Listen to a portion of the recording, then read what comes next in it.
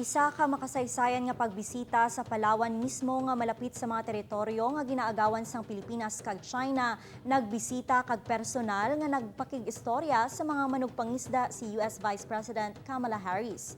Inyang gintutukan ni Julius Belacaol.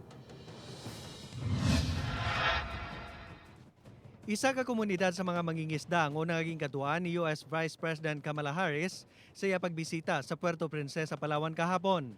Iyagin pamatian ang yamo sa mga ining apektado na ang ila palang abuhian bangod sa ilegal nga pagpangisda sa mga dumuluong sa dagat sa Palawan kag West Philippine Sea. People here know the impacts when foreign vessels enter Philippine waters and illegally deplete the fishing stock, when they harass and intimidate local fishers, when they pollute the ocean and destroy the marine ecosystem.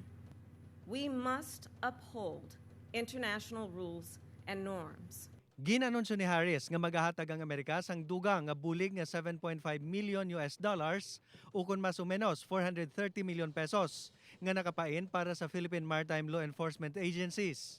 Makabulig kuno ini agud mapasanyog ang proteksyon sang tunang manggad sa aton teritoryo. Gindugang man sini nga dapat iduso ang malinaw nga solusyon sa away sa teritoryo. Our work here is so very important.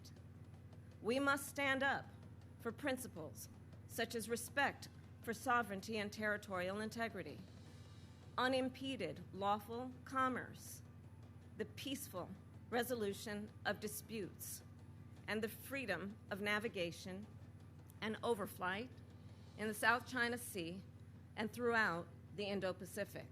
Wala direkta nga ginmit lang ni Harris ang China. Apang ginpahayag sini nga kaupod sang Pilipinas ang Amerika sa pagkilala sa Arbitration Award nga nagasaad nga iligal ang pag-angkon sang China sa dako nga bahin sang South China Sea lakip na ang West Philippine Sea.